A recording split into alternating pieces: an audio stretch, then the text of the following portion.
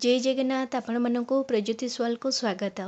श्रावण मासरे भगवान शिवों पूजार विशेष महत्व रही। यही समय शिवलिंग जल क्षीर बेलपत्र इत्यादि अर्पण करी रुद्राभिषेक करा जाए। किंतु केतेक समय भक्ति भूलवशत शिवलिंग उपरे एमिति किछि जिनस अर्पण करा जाए जहाकु शास्त्र एवं पुराण अनुसार निषेध बोली विवेचना करा जाइछि।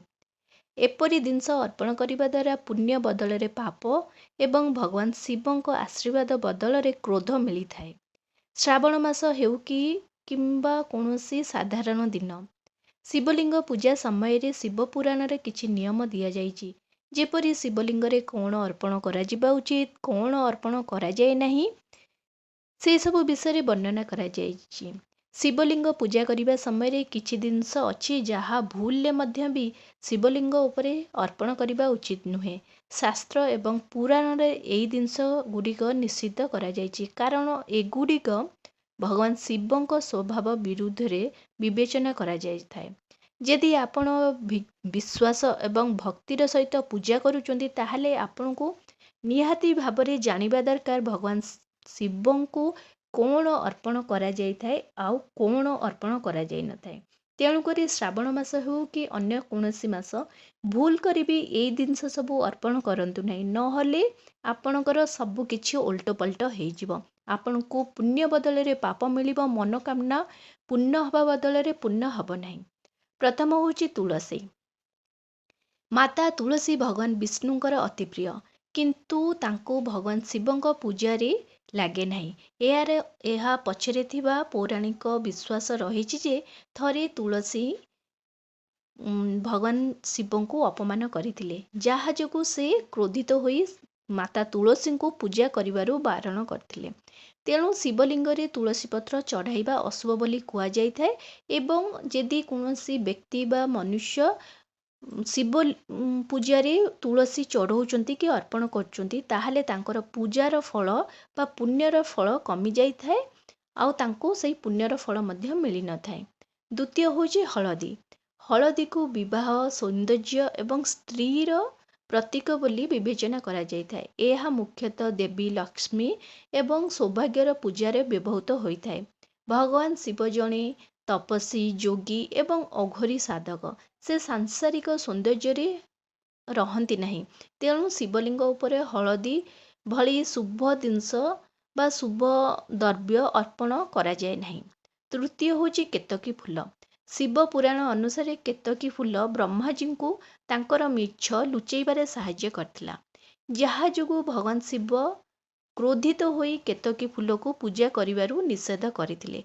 एही कारणरू शिवलिंग उपरे केतकी फूल किंबा केतकी फूलर जल अर्पण करिबा निषेध बोली कुआ जाइछि। आउ पूजारे आपण यदि केतकी फूल अर्पण करचंती ताहले आपणकर पूजा मध्य निष्फल होइथाय।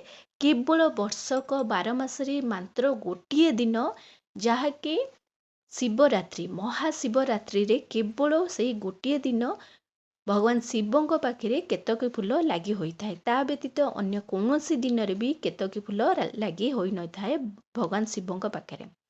चतुर्थ होछि बेलपत्र।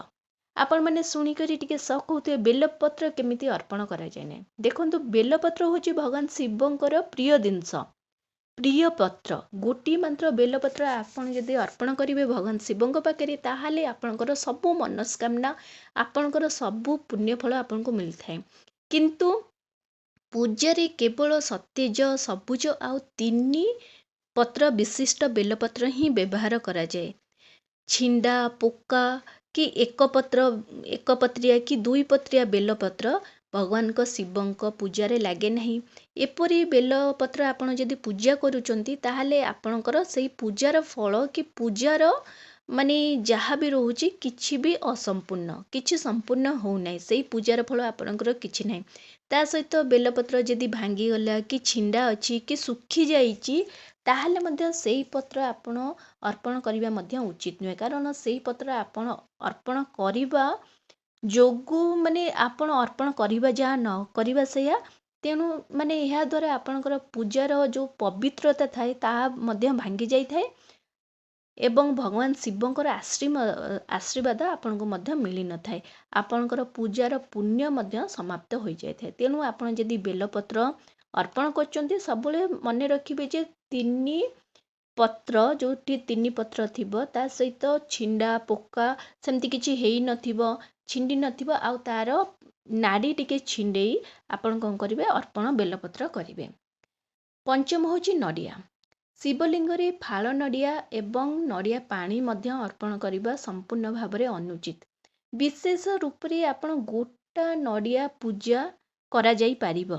ବିଶେଷ ଭାବରେ ଭଗବାନ ଶିବଙ୍କ ପାଖରେ ବିଶେଷ ଭାବରେ ଗୋଟା ନଡ଼ିଆ ପୂଜା କରିପାରିବେ, କିନ୍ତୁ ଫାଳ ନଡ଼ିଆ କି ନଡ଼ିଆକୁ ଭାଙ୍ଗି କରି ଆପଣ ପୂଜା କରିବା ନିଷେଧ ହୋଇଥାଏ। ତା ସହିତ ନଡ଼ିଆ ପାଣି ମଧ୍ୟ ଭଗବାନ ଶିବଙ୍କ ପୂଜାରେ ଲାଗେ ନାହିଁ, କିନ୍ତୁ ଆପଣ ପଇଡ଼ ପାଣି ଆପଣ ଭଗବାନ ଶିବଙ୍କ ପାଖରେ ଲାଗିପାରିବ, କିନ୍ତୁ ନଡ଼ିଆ ପାଣି ଆପଣଙ୍କ ଶିବଙ୍କ ପାଖରେ ଭଗବାନ ଶିବଙ୍କ ପୂଜାରେ ଲାଗିବ ନାହିଁ। କାରଣ ଭଗବାନ ଶିବଙ୍କୁ କେବଳ ଶୁଦ୍ଧ ଜିନିଷ ଯେମିତିକି ଶୁଦ୍ଧ ଜଳ ହେଲା, ଗଙ୍ଗା ଜଳ ହେଲା, କଞ୍ଚା ଗାଈର କ୍ଷୀର, ମାନେ କଞ୍ଚା କ୍ଷୀର ଯାହା ବି କହୁଛନ୍ତି ଗାଈ କ୍ଷୀର, ତ କଞ୍ଚା ମାନେ ତାକୁ ଉଷୁମ କରିବେନି, ପୁରା କଞ୍ଚା କ୍ଷୀର ହେଇଥିବ, କଞ୍ଚା କ୍ଷୀର, ଦହି, ଘିଅ, ମହୁ, ମିଶ୍ରି ଏହିପରି ଶୁଦ୍ଧ ସାମଗ୍ରୀ କେବଳ ଅର୍ପଣ କରିବା ଉଚିତ। ଆପଣ ଯଦି ନଡ଼ିଆ କି ନଡ଼ିଆ ପାଣିଲ ଯଦି ଅର୍ପଣ କରୁଛନ୍ତି ତାହେଲେ ଆପଣଙ୍କ ପୂଜାରେ ଅଶୁଦ୍ଧତା ଆସିଥାଏ, ଆଉ ଶିବଲିଙ୍ଗକୁ ପବିତ୍ରତାର ପ୍ରତୀକ ବୋଲି କୁହାଯାଇଥାଏ। ତେଣୁ ଆପଣ ନଡ଼ିଆ ବ୍ୟବହାର କରାଯାଏ ନାହିଁ। ଷଷ୍ଠ ହେଉଛି ଶଙ୍ଖ ପାଣି। ଶଙ୍ଖ ସମୁଦ୍ର ମନ୍ଥନରୁ ମାନେ ବାହାରିଥିଲା ଏବଂ ଏହା ବିଶେଷ ଭାବରେ ଭଗବାନ ବିଷ୍ଣୁଙ୍କ ପୂଜାରେ ହିଁ ବ୍ୟବହୃତ ହୁଏ। ଶାସ୍ତ୍ରରେ ଶିବଲିଙ୍ଗ ଉପରେ ଶଙ୍ଖରୁ ଜଳ ଢାଳିବା ନିଷେଧ ବୋଲି କୁହାଯାଇଛି। ତେଣୁ ଶଙ୍ଖର ପାଣି ମଧ୍ୟ ଭଗବାନ ଶିବଙ୍କ ଉପରେ ଅର୍ପଣ କରାଯାଏ ନାହିଁ। ଏଇ ସବୁ ଜିନିଷ, ଏଇ 6ଟା ଜିନିଷ ଭଗବାନ ଶିବଙ୍କୁ ଅର୍ପଣ କରାଯାଏ ନାହିଁ। ଯଦି ଆପଣ ଏସବୁ ଜିନିଷ ଭଗବାନ ଶିବଙ୍କୁ ଅର୍ପଣ କରୁଛନ୍ତି ତାହେଲେ ଆପଣଙ୍କର ପୂଜାର ଫଳ ମଧ୍ୟ ମିଳିନଥାଏ। ଆଶା କରୁଛି ଭିଡ଼ିଓଟି ଆପଣମାନଙ୍କୁ ବହୁତ ପସନ୍ଦ ଆସିଥିବ। ଯଦି ଆସିଛି ତାହେଲେ ଏହି ଚ୍ୟାନେଲକୁ ଜଲ୍ଦି କରି ଲାଇକ୍, ସେୟାର, ସବସ୍କ୍ରାଇବ୍ କରିଦିଅନ୍ତୁ। ନମସ୍କାର।